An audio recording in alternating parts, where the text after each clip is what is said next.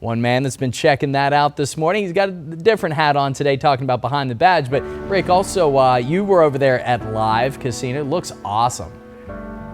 It actually is amazing, and for me, growing up in Bossier City, to see something like that in my hometown is impressive and makes me very, very proud. The other thing that I love to do is this series, Behind the Badge, but this is something that every man or woman who signs up to be a police officer understands, that a simple traffic stop, a knock on a door, or a response to a 911 call could be the last thing they ever do. It almost happened to Kenny Guyon.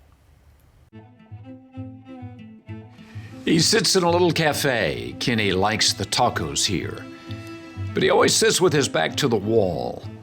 Situational awareness, they call it, because Kenny Guyon knows how quickly life can change. It happened to him right next door. I looked at him because I saw him pull up, and the next thing you know, it was just chaos.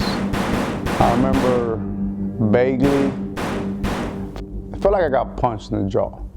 You know, it's like everything's ringing. I remember kind of coming to it. I could hear shots in the background very slowly. And the next thing you know, I'm coming to it, and I realize, oh crap, I've been shot. Like something's going on. Kenny is shot 3 times and might be dead today, if not for the heroic actions of Officer Troy Freeman and one of Kenny's best friends, Bo. But I almost lost him, man. I almost lost him. See him laying out on the ground like that, man. They're rendering aid to you, and they don't know that the bad guy... He may still be inside, and they don't know that. So they're putting their lives at risk to save me and somebody. 20 months later, Kenny is back on the police force, but it has not been an easy journey. From that day until now, I had 4 surgeries to repair multiple issues on me, because I was hit in multiple places. Countless hours of physical therapy and seeing a counselor as well. You know, I was trying to be the type of person that I'll handle this on my own, and that I should have never done that. So it took me close to a year to realize that I need to go talk to somebody. And it's the best thing ever that I've had. Kenny's job now is evaluating potential new officers. Most of them know who he is.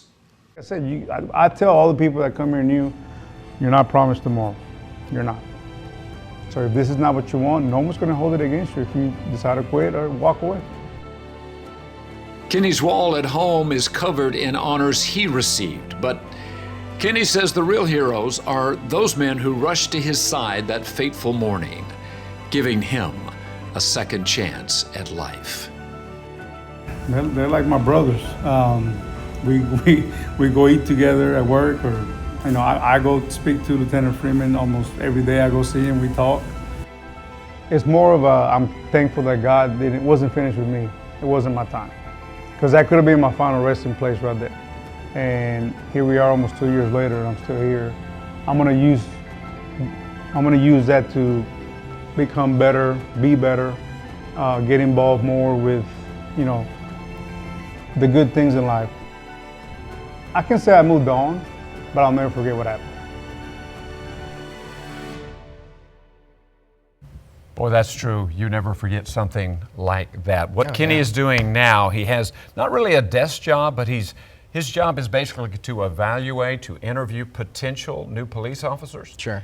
They all know who he is, and they all know his story, and they know the outcome. Yeah. So you can imagine the sobering experience for them talking to a guy that came to work one day, responded to a 911 call, and it was almost the last day on earth. So an important position for him to be in. Yeah. He still is recovering. He has lost probably most of the feeling in one of his legs, and that may never come back. Mm-hmm. But he told me he's about 99% back.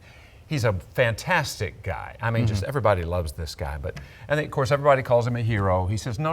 The heroes are the guys who responded to me. Wow. And were there literally, he's on the ground, knocked out, incapacitated by 3 wounds. There are officers treating him and others firing back at the bad guy inside the store. Wow. That's the kind of men and women we have on the Bossier Police Department. Absolutely. And I know he doesn't want to admit it, but I think we could all agree that he is a hero. If it wasn't for his actions slowing down the suspect, Yes. things like that, there's a Yes. lot that could have been much, much worse. Absolutely. So, This guy had already killed several people, including a couple inside the convenience store, so he was intent on murder. wow. By the way, hasn't gone to trial yet, and they are seeking the death penalty. Wow. Well, shout out to our Officer Gallen this morning. Boy, what a man. And great story, Rick. Amen. Thank you. And if you happen to know someone involved with our local police departments, maybe they're a first responder, there are plenty that are doing huge things for our community. Rick wants to tell their stories, so email us to behindthebadge@ktbs.com and watch every Thursday as we honor the men and women of law enforcement.